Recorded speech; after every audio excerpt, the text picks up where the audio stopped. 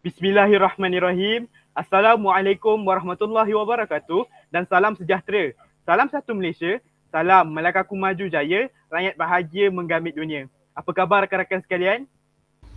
Kabar Kabar baik. Kabar baik, Alhamdulillah. Alhamdulillah. Baiklah, pada hari ini kami dari SMKA Sultan Muhammad akan mengupas serba sedikit tentang sebuah buku yang berjudul Makanan Tradisional Masyarakat Malaysia, karya Hamzah Abdul Rahman. Sebelum kita meneruskan perbincangan kita pada hari ini, izinkan saya mengupas serba sedikit mengenai buku yang akan kita bincangkan pada hari ini. Buku berjudul Makanan Tradisional Masyarakat Malaysia ini merupakan hasil tulisan Hamzah Abdul Rahman dan dicetak buat pertama kali pada tahun 2016 dan merupakan terbitan Percetakan Bumi Sendang Berhad. Buku ini dapat membantu pembaca dengan tip-tip dan olahan terperinci pada setiap bab serta memuatkan contoh-contoh hasil pembuatan dan gambar sebagai rujukan ringkas dan mudah difahami serta sesuai dijadikan sebagai contoh penyediaan sumber maklumat. Buku ini juga memaparkan topik-topik tentang perhimpunan makanan tradisional di Malaysia. Setiap kaum di negara ini mempunyai makanan tradisional masing-masing. Buku ini juga mengetengahkan aspek penggunaan bahan mentah tempatan, pemprosesan dan penyediaan makanan tradisional pelbagai kaum di Malaysia yang dapat menonjolkan keunikan khazanah budaya di negara kita. Buku ini juga mengandungi 3 bahagian yang menerangkan pemprosesan makanan tradisional menggunakan kaedah peraman dan juga yang tidak menggunakan kaedah peraman yang berasaskan hasil perikanan, hasil ternakan dan juga hasil tanaman. Dan lebih menarik lagi, buku ini turut menjelaskan mengenai strategi pembangunan makanan tradisional yang merangkumi aspek teknologi, peluang perniagaan dan juga promosi dan akhir sekali mengenai khasiat semula jadi. Baiklah, seterusnya saya akan memperkenalkan ahli panel kita pada hari ini. Ahli panel pertama kita, Saudara Muhammad Hilman bin Suhaimi. Assalamualaikum warahmatullahi wabarakatuh dan salam PKP buat semua warga Malaysia. Baiklah, ahli panel kita yang kedua, Saudara Muhammad Yusuf bin Muhammad Arifin. Assalamualaikum, kita jaga kita. Baiklah, ahli panel kita yang seterusnya, Saudara Muhammad Ahmad Kusyari bin Muhammad Jeffrey. Assalamualaikum warahmatullahi wabarakatuh. Putus asa bukanlah satu jalan penyelesaian. Ahli panel kita yang keempat, Saudara Amir Zuhar bin Muhammad Zamir. Assalamualaikum dan salam perkenalan. Ahli panel kita yang kelima, Saudara Muhammad Nakis Kushairi bin Zulkarnain. Assalamualaikum, salam sejahtera, salam anjakan paradigma buat hadirin sekalian. Ahli panel kita yang keenam, Saudara Muhammad Farid Syazwan bin Muhammad Syahril. Assalamualaikum dan selamat berkurung dari rumah. Baiklah, ahli panel kita yang seterusnya, Saudara Syafiq Hakimi bin Syafruddin. Bismillahirrahmanirrahim. Assalamualaikum warahmatullahi wabarakatuh. Terus melangkah ke hadapan. Dan ahli panel kita yang terakhir, Saudara Hafiz Rahman bin Faizul Rizal. Assalamualaikum dan sila duduk rumah diam-diam. Baiklah, kita akan mulakan kupasan buku kita pada hari ini dengan kupasan aspek komsas yang pertama, iaitu sinopsis buku. Dengan ini, saya menjemput panel pertama kita, Saudara Hilman bin Suhaimi yang akan menceritakan mengenai sinopsis bahagian 1, iaitu proses penghasilan makanan peraman yang menggunakan hasil perikanan. Dengan segala hormat, dipersilakan. Assalamualaikum warahmatullahi wabarakatuh. Saya Muhammad Hilman akan memberikan sinopsis bagi bab 1 pada buku yang kami kaji, iaitu tentang makanan hasil perikanan yang menggunakan kaedah peraman. Hampir semua makanan yang menggunakan kaedah hasil peraman memerlukan masa berminggu hingga berbulan untuk menyiapkannya. Namun, makanannya mampu bertahan lama juga. Buku ini menerangkan pelbagai jenis makanan yang menarik seperti budu, belacan dan perkasam. Baiklah, saya mulakan dengan belacan. Belacan merupakan makanan yang digunakan sebagai perencah atau bahan tambahan dalam makanan. Makanan ini mempunyai rasa yang pedas dan sangat terkenal di bahagian Asia Tenggara kerana perbuatannya yang agak mudah. Belacan ini menggunakan bilik sebagai utama. Kacang mempunyai nilai protein yang tinggi dan baik untuk kesihatan. Seterusnya budu. Budu ini dibuat menggunakan ikan bilis juga sebagai bahan utama. Mempunyai warna coklat gelap dan pekat kerana diperam bersama asam jawa. Budu ini mempunyai bau yang kurang enak. Maka, di belah pantai barat, mereka menggunakan sos ikan bagi menggantikan budu. Makanan ini dimakan sebagai sos pecicah untuk ikan bakar dan perasa tambahan bagi nasi ulam dan nasi kerabu. Budu terkenal di negeri Kedah, Terengganu, Sarawak dan di negara jiran kita iaitu Indonesia dan Thailand. Akhir sekali, pekasam. Pekasam ini dibuat menggunakan ikan air tawar seperti ikan sepat, puyuh, talapia dan ikan toman sebagai bahan utama. Pekasam dibuat dengan cara mencampurkan garam, beras goreng, asam gelugur dan gula merah pada ikan lalu memeramnya dalam masa 2 hingga 3 minggu. Pekasam dibuat bagi melambatkan pembusukan ikan dan membuatnya tahan lama. Selesai tugas saya, kembali kepada moderator. Terima kasih saya ucapkan kepada panel kita yang pertama, Saudara Hilman bin Suhaimi, dengan penerangan yang begitu jelas mengenai makanan peraman yang menggunakan hasil perikanan sebentar tadi. Baiklah, kita teruskan kupasan mengenai buku ini dengan panel seterusnya yang akan menerangkan mengenai makanan peraman yang menggunakan hasil ternakan, iaitu Saudara Muhammad Yusuf bin Muhammad Arifin. Dengan segala hormat, dipersilakan. Bismillahirrahmanirrahim. Assalamualaikum. Saya Muhammad Yusuf bin Muhammad Arifin akan menerangkan serba sedikit tentang makanan daripada hasil ternakan yang menggunakan kaedah peraman, iaitu dadih, tairu dan telur masin. Yang pertama, dadih. Dadih ialah makanan yang disediakan daripada susu dan sangat terkenal di negeri-negeri di utara Semenanjung. Dahulu, dadih disediakan daripada susu kerbau. Oleh sebab populasi kerbau yang menurun, dadih kini dihasilkan daripada susu lembu. Terutamanya bagi generasi tua, dadih yang diperbuat daripada susu kerbau yang diperah sendiri ialah dadih yang mempunyai perisa sebenar.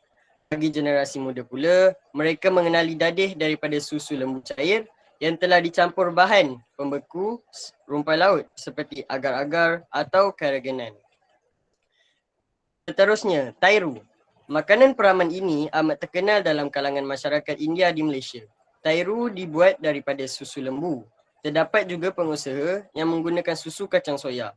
Tairu dibawa ke negara ini semasa kaum India berhijrah dari India pada zaman British memerintah Malaya. Rasanya masam, berperisa yang unik dan agak likat seperti kastad. Terdapat hasil yang hampir serupa di India yang diberi nama dahi. Dahi diproses daripada susu kerbau atau kombinasi susu kerbau dan susu lembu. Akhir sekali, telur masin. Telur masin ialah produk yang diperkenalkan oleh kaum Cina di negara ini dan kini diterima baik oleh kaum-kaum lain. Mengikut sejarah, telur masin ialah barang dagangan utama pedagang Cina yang berdagang di rantau ini. Mereka menjualnya di dalam tempayan tanah. Apabila telur habis dijual, tempayan digunakan juga turut dijual.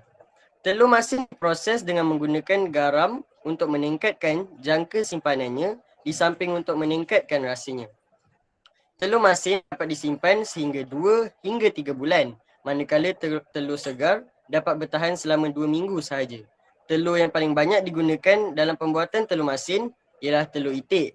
Telur ayam dan telur puyuh jarang-jarang digunakan. Sekian, saya serahkan kepada moderator. Selesai penerangan daripada Saudara Yusuf bin Arifin mengenai makanan peraman yang menggunakan hasil ternakan yang begitu terperinci sekali. Seterusnya, dipersilakan panel kita yang ketiga iaitu Saudara Muhammad Ammar Kusyari bin Muhammad Jeffrey untuk berkongsi mengenai makanan peraman yang menggunakan hasil tanaman. Dengan segala hormat, dipersilakan. Assalamualaikum warahmatullahi wabarakatuh. Saya Muhammad Ammar Kusyari bin Muhammad Jeffrey akan mengupas bab 3 iaitu hasil tanaman seperti angka, idli dan tempoyak. Saya akan mula kupasan saya dengan angka. Angka atau beras merah telah zaman berzaman digunakan di beberapa negara seperti China, Jepun, Filipina dan Indonesia sebagai pewarna asli makanan. Di Malaysia, Angka biasanya digunakan oleh kaum Cina. Untuk makluman, warna merah pada angka terhasil daripada sejenis kulat yang dinamai Monascus purpurus yang tumbuh semasa pemeraman beras. Bahan mentah yang diperlukan hanyalah beras, khususnya yang mengandungi bahan mineral seperti kalsium, zat besi, fosforus, natrium dan kalium serta vitamin B1 dan B2. Angka digunakan secara meluas dalam perubatan Cina untuk merawat beberapa jenis penyakit seperti masalah penghadaman, loya dan cirit birit. Selain digunakan dalam perubatan, angka juga sering digunakan dalam pemprosesan makanan seperti snack dan kuih muih. Seterusnya kita beralih kepada idli. Idli ialah makanan peraman yang popular dalam kalangan masyarakat India sebagai sarapan pagi. Idli diperbuat daripada campuran beras dan kacang hitam yang telah ditumbuk atau dikisar lalu direndam dan diperam semalaman. Idli disediakan dengan bungkus campuran tersebut sehingga masak. Idli selalunya dimakan bersama-sama kuah kari atau dalca dan cutni kelapa sebagai sarapan pagi. Makanan ini banyak terdapat di restoran India. Akhir sekali ialah tempoyak. Tempoyak merupakan hasil peraman isi durian yang popular dalam kalangan penduduk Malaysia. Tempoyak dihasilkan dengan memeram isi durian dengan garam. Tempoyak yang baik mempunyai ciri-ciri masin kemasaman, berwarna kekuningan dan bau yang agak kuat dan berbeza daripada bau asal durian. Pengusaha tempoyak biasanya menggunakan durian yang mutunya kurang baik dari segi komersialnya untuk dijadikan tempoyak. Sekian daripada saya serahkan semula kepada Tuan Moderator. Baiklah, terima kasih saya ucapkan kepada saudara Ahmad Kushairi mengenai penerangan yang diberikan sebentar tadi. Baiklah, dapat kita lihat daripada penerangan yang diberikan oleh ketiga-tiga orang panel sebentar tadi bahawa kaedah pemeraman ini memberikan keunikan kepada makanan tradisional di negara kita dari segi rasa, aroma, tekstur dan juga jangka hayat simpanan makanan tersebut. Baiklah, kerana menyedari masa itu emas, kita beralih kepada bahagian seterusnya iaitu mengetahui kupasan yang lebih lanjut iaitu mengenai makanan tanpa peraman. Oleh itu, saya menjemput panel seterusnya, Saudara Amir Zuhar untuk menerangkan mengenai makanan tanpa peraman yang menggunakan hasil perikanan. Dipersilakan. Bismillahirrahmanirrahim. Assalamualaikum warahmatullahi wabarakatuh. Saya Amir Zuhair bin Muhammad Zamir akan menerangkan beberapa bab dalam bidang kedua ini, iaitu bidang makanan tanpa peraman. Bab pertama yang akan saya terangkan dalam bidang ini ialah berkaitan hasil perikanan. Dalam Malaysia ini, kita ada pelbagai makanan tradisional yang berkaitan dengan hasil perikanan. Antaranya yang seperti yang kita biasa dengar dan kenal adalah otak-otak. Otak-otak ini dulunya merupakan makanan tradisional yang sangat terkenal di kampung nelayan. Otak-otak ini diperbuat daripada isi ikan air laut ataupun ikan air tawar juga sesuai untuk digunakan seperti ikan tilapia merah ataupun ikan patin. Otak-otak ini boleh dibungkus dengan daun nipah ataupun daun kelapa. Tetapi pada waktu yang moden ini, kulit popiah juga sesuai untuk digunakan sebagai pembungkus bagi otak-otak ini. Otak-otak ini diproses daripada isi ikan laut yang diambil dan dicampurkan dengan sambal yang dihasilkan dan dimasukkan ke dalam mesin pengadun. Setelah selesai, maka otak-otak itu akan dipanggang di atas bara. Okey, habis daripada otak-otak. Selain daripada otak-otak juga, kita juga ada sata. Sata ini ialah makanan ringan yang dihasil daripada isi ikan. Ianya sangatlah terkenal di negeri pantai timur seperti Kelantan, Pahang dan Terengganu. Sata ni maksudnya ialah lurus. Mungkin kerana sata ini dimasak dengan mencucuk setiap ketul sata pada buluh lurus dan dipanggang seperti sate. Proses pembuatan sata ini hampir sama dengan otak-otak, tetapi ramuannya berbeza. Contohnya seperti jika otak-otak menggunakan santan, maka sata pula menggunakan kelapa parut. Lalu selepas sata ini dibuat, sata ini akan dibentuk dan dibungkus oleh daun nipah dan dibentukkan dengan bentuk kon. Okay, habis daripada bab yang pertama ini, seterusnya saya akan menerangkan sedikit bab yang kedua dalam bidang ini, iaitu hasil ternakan. Hasil ternakan yang ada pada makanan tradisional Malaysia ini ialah telur puding. Telur puding ini ialah masakan warisan yang terkenal di negeri Johor.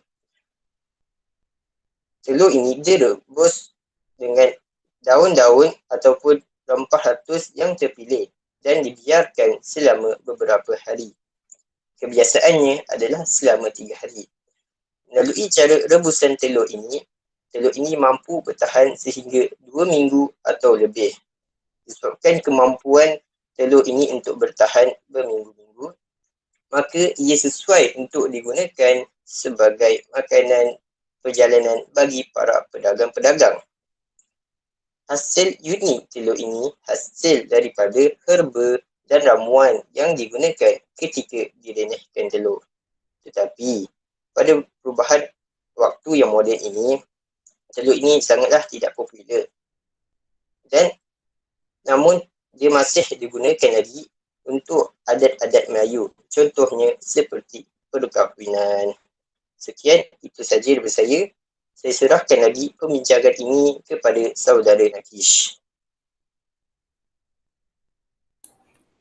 Terima kasih saudara Amir Zuhair. Baiklah. Bismillahirrahmanirrahim. Assalamualaikum warahmatullahi wabarakatuh. Tanpa membuang masa, selaku panel kelima, saya akan meneruskan ulasan kita pada hari ini dengan mengulas sinopsis bab 5 dan bab 6. Sinopsis bab 5 ini menceritakan tentang hasil ternakan. Terdapat pelbagai makanan tradisional di Malaysia yang dapat dihasilkan melalui hasil ternakan di negara kita. Antara makanan tradisional yang dapat dihasilkan ialah gantih. Gantih ini merupakan makanan tradisional yang diperbuat daripada susu kerbau dan gula. Pada zaman dahulu, gantih ini amat terkenal di kawasan utara semenanjung Malaysia. Gantih ini dapat dihasilkan dalam 2 bentuk, iaitu kepingan gantih dan gantih kilat. Kepingan gantih ini boleh dimakan seperti memakan makanan ringan sahaja, manakala gantih kilat pula boleh dimakan seperti memakan jam yang disapu di atas roti. Rasa gantih yang asalnya lemak dan manis boleh diubah dengan menambahkan koko ataupun perasa-perasa lain seperti strawberry, coklat dan madu. Sekian itu saja ulasan untuk sinopsis bab 5 pada hari ini. Kita beralih kepada sinopsis bab 6 yang menceritakan tentang hasil tanaman. Hasil tanaman di negara kita ini dapat membuat pelbagai jenis makanan tradisional di negara kita. Antaranya ialah acar dan cutni. Kita lihat makanan tradisional yang pertama, iaitu acar. Acar ini merupakan makanan tradisional yang diperbuat daripada buah-buahan tempatan di negara kita, seperti limau kasturi dan limau nipis. Selain daripada menggunakan buah-buahan tempatan, terdapat juga pengusaha-pengusaha lain yang menggunakan buah-buahan import seperti buah tin dan buah kismis. Justru itu, ada juga pengusaha-pengusaha lain yang gemar menggunakan kombinasi buah-buahan tempatan di negara kita dengan buah-buahan import di negara lain. Keunikan acar ini ialah kebanyakan buah-buahan yang digunakan untuk membuat acar merupakan buah-buahan yang telah pun siap dijeruk ataupun buah-buahan yang telah pun siap dikeringkan. Acar ini sering dihidangkan di dalam majlis-majlis besar seperti majlis perkahwinan ataupun kenduri-kenduri. Itu saja ulasan untuk acar. Kita lihat makanan tradisional yang seterusnya, iaitu cutni. Cutni ini merupakan makanan tradisional yang berasal dari negara India. Cutni ini dihasilkan daripada buah-buahan seperti mana pembuatan acar tadi. Tetapi bezanya, cutni ini tidak menggunakan buah-buahan yang telah pun dijeruk ataupun buah-buahan yang telah pun dikeringkan. Sebaliknya, Chutney ini menggunakan buah-buahan yang masih lagi dalam keadaan segar bugar. Chutney ini sering digunakan sebagai penyedap kepada menu utama makanan orang India. Dalam kata lain, tanpa adanya chutney ini, maka tidak lengkaplah makanan orang India. Sekian, itu saja daripada saya untuk ulasan sinopsis bab 5 dan bab 6.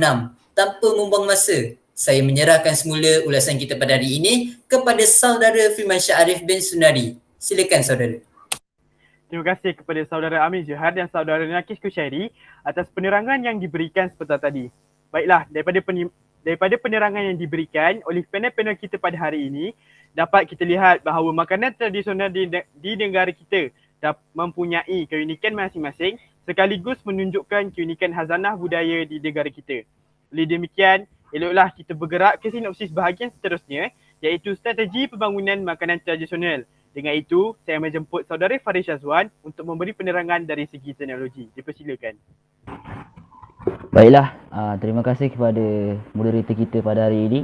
Saya Muhammad Farid Syazwan bin Muhammad Syaril akan menceritakan serba sedikit mengenai sinopsis bab 7, iaitu teknologi. Teknologi ini mempunyai 3 cabang bidang, iaitu teknologi yang pertama pemprosesan, yang kedua teknologi pembungkusan dan yang terakhir sekali teknologi penyimpanan. Saya akan mengupas dulu teknologi yang pertama, iaitu teknologi pemprosesan. Teknologi pemprosesan ini penting untuk mengelakkan suatu makanan itu daripada cepat rosak. Antara langkah-langkah ataupun kriteria yang perlu dipatuhi adalah peratus bahan mentah yang digunakan mestilah tepat, suhu memasak ataupun menggoreng perlulah dikawal dan perlu mempunyai tempoh peraban yang telah ditetapkan. Selain itu, proses teknologi pemprosesan ini boleh digunakan untuk mempelbagaikan kegunaan makanan tersebut dan diproses kepada produk yang boleh menambah nilai suatu produk itu. Contohnya, gula Melaka itu sendiri diproses menjadi sirap cair, kemudian boleh dihidangkan bersama waffle, pancake dan cendol. Seterusnya, teknologi pembungkusan. Teknologi pembungkusan ini perlulah menggunakan bahan pembungkus yang sesuai kerana untuk memastikan kesegaran dan ketahanan produk itu daripada cepat mudah rosak. Selain itu, teknologi pembungkusan ini perlulah dilabel dengan reka bentuk yang menarik untuk menarik lebih ramai pelanggan dan juga boleh dipasarkan ke seluruh pelosok negara. Contohnya, keripik pisang dibungkus di dalam plastik kedap udara agar mengelakkan ia daripada cepat rosak dan lemau. Dan teknologi yang terakhir iaitu teknologi penyimpanan. Teknologi ini memerlukan tempat penyimpanan yang sesuai dengan produk tersebut. Contohnya, ayam dan ikan yang pada kebiasaannya disimpan di dalam peti sejuk buku untuk mengelakkan mikro mudah membiak. Selain itu, kicap, secaluk, budu dan lain-lain pada kebiasaannya disimpan di tempat pada suhu bilik kerana jangka masa penyelenggaraannya yang mudah dan mudah untuk diselenggara. Itu sahaja sinopsis sebab 7. Saya serahkan semula kepada moderator kita. Terima kasih kepada saudara Farid Syazwan atas penerangan yang begitu menarik sekali. Tanpa membuang masa, kita teruskan dengan ahli panel kita yang seterusnya, iaitu untuk menceritakan mengenai peluang perniagaan dan promosi. Dengan itu, saya menjemput saudara Syafiq Hakimi dengan segala hormat, persilakan. Bismillahirrahmanirrahim. Assalamualaikum warahmatullahi wabarakatuh. Saya Syafiq Hakimi ingin menerangkan tentang bab 8, iaitu peluang perniagaan dan promosi. Terdapat 4 tajuk kecil yang penulis sampaikan kepada pembaca, iaitu proses-proses yang perlu dijalankan untuk menjadikan produk yang ingin dipasarkan disambut baik oleh para pelanggan. Pertama sekali, penulis memulai isi dengan pelan promosi yang sering diabaikan oleh para pengusaha yang menjual makanan tradisional. Pada era globalisasi dan teknologi yang berkembang pesat, para pengusaha harus memanfaatkan segala medium yang ada pada masa kini untuk memastikan produk yang ingin dijual dipromosikan pada tahap optimum. Bukan itu sahaja, penulis juga menitik beratkan pelan pemasaran yang perlu diketahui oleh para pengusaha supaya produk yang ingin dipasarkan bukan sahaja disambut baik di dalam negara, malah digemari juga oleh rakyat dari negara luar. Di samping itu, Agensi kerajaan juga mempunyai peranan penting untuk membantu para pengusaha menjayakan pelan mereka untuk menghasilkan dan mempromosikan produk mereka supaya lebih diberi perhatian oleh para pelanggan. Bukan itu sahaja, hal ini juga akan mengurangkan bebanan yang ditanggung oleh para pengusaha seperti dari segi kos mesin-mesin yang menghasilkan produk makanan. Agensi kerajaan juga mampu untuk memberikan para pengusaha pengalaman sebelum melangkahkan kaki ke dalam arena perniagaan. Hal ini dengan cara agensi kerajaan menyediakan kursus untuk mereka. Akhir sekali, peranan pengusaha itu sendiri. Pengusaha itu sendiri memberikan peranan yang penting untuk menjayakan perusahaan mereka. Pengusaha perlu sedia menghadapi segala cabaran yang akan mereka tembuhi untuk memastikan mereka dapat mencapai pencapaian yang membanggakan. Bukan itu sahaja, mereka juga perlu memastikan pelbagai aspek terkawal, antaranya dari segi keselamatan makanan, para pekerja dan bersedia dari segi mental serta fizikal. Antara perkara penting yang mereka perlu fokuskan juga ialah menyertai kursus-kursus pengurusan dari segi kewangan dan sumber manusia untuk mendapatkan pengalaman supaya pengurusan mereka berjalan lancar. Itu sahaja daripada saya serahkan semula kepada saudara Firmansyah. Terima kasih saudara Syafiq Hakimi atas penerangan yang bagi saya begitu bertenaga sekali. Kita beralih kepada bahagian seterusnya iaitu mengenai khasiat semula jadi bersama dengan saudara Hafiz Luqman. Dengan segala hormat dipersilakan. Okey, baiklah. Saya Hafiz Luqman akan menerangkan tentang bab 9 yang bertajuk Khasiat Semula Jadi. Khasiat semula jadi ini merupakan salah satu daripada strategi pembangunan makanan tradisional. Dalam buku ini, penulis memberitahu bahawa terdapat dua jenis khasiat, iaitu khasiat pemakanan dan juga khasiat perubatan.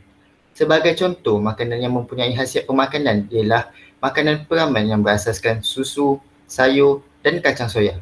Makanan ini dapat membantu dalam proses penghadaman dan juga dapat meningkatkan ketahanan dalam badan. Ini kerana bakteria probiotik dan yeast di dalam makanan tersebut. Makanan yang tidak dipaham juga mempunyai khasiat pemakanan tersendiri. Contohnya ialah makanan yang berasaskan ikan, daging dan telur. Makanan ini mempunyai protein yang sangat tinggi. Selain kaya dengan khasiat pemakanan, sebahagian makanan tradisional juga mempunyai nilai perubatan yang tidak boleh dipandang rendah. Sebagai contoh ialah budu. Budu didapati dapat mencerahkan kulit serta mempunyai bahan semula jadi anti penuaan.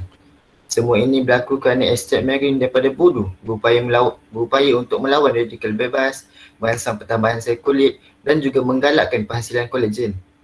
Bahan radikal bebas yang terdapat pada budu juga dapat mengurangkan bintik-bintik jerawat dan menyelesaikan masalah kulit berminyak. Satu lagi produk tradisional yang mempunyai khasiat perubatan ialah beras merah atau dikenali sebagai angkak. Beras ini didapati dapat menyelesaikan pelbagai masalah seperti penghadaman, loya, cerit-berit dan juga lebam-lebam pada otot. Sekian, itu sahaja daripada saya. Saya serahkan semula kepada moderator kami. Terima kasih saudara Hafiz Luqman atas penerangan dan perkongsian yang diberikan sebentar tadi. Baiklah, daripada penerangan oleh ketiga-tiga orang panel kita pada hari ini, dapat kita lihat bahawa makanan tradisional di negara kita ini mempunyai peluang untuk diperkenalkan kepada peserta dunia. Oleh demikian, tamat sudah penerangan sinopsis mengenai buku yang berjudul Makanan Tradisional Masyarakat Malaysia. Tumbuh tinggi pohon ketapang, daunnya lebat, dahannya teguh. Ingat sibuk ketika lapang, kerja yang ada jangan ditangguh. Oleh itu, untuk menelusuri lebih dalam perbincangan kita pada hari ini, marilah kita bersama-sama mendengarkan mengenai kupasan aspek Komsas yang kedua, iaitu tema buku ini yang akan disampaikan oleh saudara Muhammad Nakis Kushairi bin Zulkarnain. Dipersilakan. Bismillahirrahmanirrahim. Assalamualaikum warahmatullahi wabarakatuh. Terima kasih saudara Firmansyah Arif. Alhamdulillah sekali lagi kita dapat bertemu pada hari ini. Kali ini saya akan mengulas tentang tema buku yang dibincangkan. Buku Makanan Tradisional Masyarakat Malaysia yang dikarang oleh Hamzah Abdul Rahman bertemakan tentang kepelbagaian makanan tradisional masyarakat di Malaysia. Makanan-makanan ini terdiri daripada makanan peraman seperti telur masin dan ikan kering, serta makanan tanpa peraman seperti telur pindang dan acar. Makanan-makanan tradisional di negara kita ini dapat dihasilkan melalui teknologi-teknologi yang terdapat di negara kita yang semakin hari semakin berkembang. Sekian, itu saja daripada saya untuk hari ini. Kita kembali semula kepada tuan moderator kita, Saudara Firman Syarif bin Sunari. Silakan saudara. Terima kasih kepada ahli panel kita atas perkongsian yang amat menarik sekali. Daripada penerangan yang diberikan oleh panel kita sebentar tadi, dapat kita ketahui bahawa buku makanan tradisional masyarakat Malaysia ini mempunyai satu tema yang amat menarik. Baiklah, tanpa melengahkan masa lagi, mari kita perdengarkan pula mengenai kupasan aspek Komsas yang ketiga, iaitu persoalan yang terkandung di dalam buku yang kita bincangkan pada hari ini. Dengan itu, dipersilakan saudara Hilman dan juga saudara Yusof. Dengan segala hormat, dipersilakan. Assalamualaikum warahmatullahi wabarakatuh. Baiklah, tentang persoalan yang terdapat pada buku ini. Yang pertama, pelbagai makanan tradisional yang beraneka rupa dan rasa di Malaysia. Makanan yang beraneka rupa dan rasa ini meningkatkan kehadiran pelancong di Malaysia. Contohnya, belacan yang mempunyai rasa masam dan kepedasan, manakala jeruk buah yang mempunyai rasa masam kemanisan. Yang kedua, kepelbagaian kaum dan bangsa di Malaysia ini menjadikan makanan tradisional di Malaysia ini pelbagai jenis. Contohnya, bangsa Melayu mempunyai nasi lemak, sate dan roti canai. Dan bangsa Cina mempunyai kuih bulan dan char kway teow. Baiklah, saya teruskan pada Yusof untuk melanjutkan tentang persoalan ini. Bismillahirrahmanirrahim. Persoalan yang seterusnya ialah usaha yang boleh dilakukan untuk memasarkan makanan tradisional masyarakat Malaysia di seluruh dunia. Yang pertama, pelan promosi yang berkesan perlu dirangka untuk meninggikan martabat makanan warisan kita. Selain promosi dalam negara untuk penduduk tempatan, makanan tradisional perlu diperkenalkan kepada pelancong yang datang melawat ke negara ini. Di samping melawat tempat-tempat bersejarah, hutan rimba, pulau dan pantai, kebudayaan masyarakat Malaysia yang terdiri daripada berbagai-bagai kaum dan etnik juga perlu diketengahkan. Oleh yang demikian, makanan tradisional boleh dijadikan sebagai salah satu komponen utama kebudayaan rakyat Malaysia. Seterusnya, khasiat yang dapat diperoleh daripada makanan tradisional masyarakat Malaysia. Makanan peraman yang berasaskan susu, sayur-sayuran, kacang soya dan produk peraman yang lain melalui satu proses semula jadi, iaitu menggunakan mikroorganisma seperti bakteria, probiotik dan yeast yang membentuk makanan yang mudah dihadam. Bakteria probiotik ini mengeluarkan beberapa enzim yang menggalakkan pertumbuhan mikroorganisma yang baik di dalam usus. Kesannya, sistem ketahanan badan dapat ditingkatkan selain membantu proses penghadaman dan membantu meningkatkan kandungan nutrisi dalam makanan.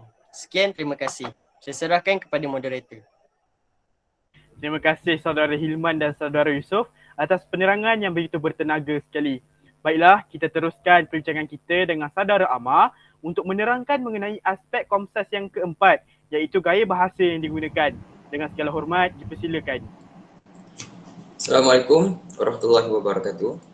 Penggunaan gaya bahasa yang terdapat dalam novel ini ialah bahasa Inggeris seperti bioavailability.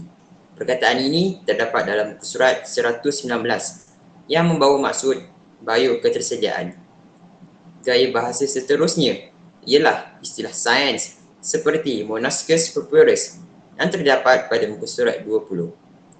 Monascus purpureus ialah sejenis kulat yang berwarna merah kekuningan dan merah yang tumbuh semasa pemeraman beras. Saya serahkan semula kepada tuan moderator. Terima kasih kepada ahli panel kita atas penerangan yang diberikan. Tanpa kita sedari, berbagai-bagai gaya bahasa yang digunakan di dalam buku ini.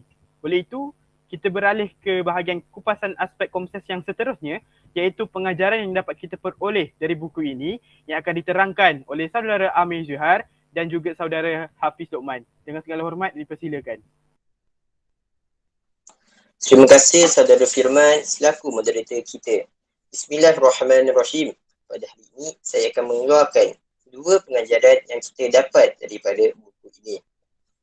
Pengajaran yang pertama ialah kita haruslah menghargai makanan tradisional kita agar ditinggalkan sepanjang zaman. Hal ini kerana proses pembuatannya mengambil masa yang lama dan memerlukan beberapa kaedah yang susah. Contohnya seperti proses pembuatan otak-otak yang di mana memerlukan proses yang agak lama dan memerlukan beberapa teknik yang susah untuk menghasilkannya dengan berkualiti. Okey, pengajaran yang kedua pula ialah kita mestilah mengembangkan lagi produk makanan tradisional kita ini supaya terkenal di seluruh dunia. Dengan cara melalui perindustrian negara kita yang maju ini. Contohnya produk berbola ikan kita yang sangatlah terkenal di serantau Asia Tenggara. Hasil daripada perkembangan teknologi industri kita yang membantu dalam perkembangan berbola ikan ini. Sekian, itu saja dari saya. Untuk mengetahui lebih lanjut mengenai pengajaran daripada buku ini, saya serahkan kepada saudara Hafiz Luqman. Okey, baiklah. Saya akan memberi lagi dua pengajaran, iaitu yang pertama ialah kita mestilah mengamalkan pemakanan tradisional agar masalah kulit dapat diatasi. Contohnya, pengambilan budu dalam pemakanan dapat memutihkan kulit serta menyelesaikan masalah kulit berminyak. Selain itu, pengajaran yang keempat ialah kita haruslah mengamalkan pemakanan tradisional agar tahap kesihatan lebih berkualiti. Sebagai contoh, pengambilan beras perang atau dikenali sebagai angkat dalam pemakanan seharian dapat mencegah masalah penghadaman. Sekian, itu sahaja untuk pengajaran.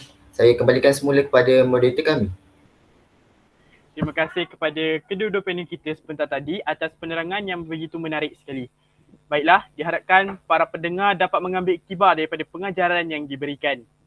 Kita teruskan lagi ke bahagian kupasan aspek komses yang terakhir, iaitu kritikan sastra yang akan disampaikan oleh saudara Syafiq dan juga saudara Faris. Dengan segala hormat dipersilakan.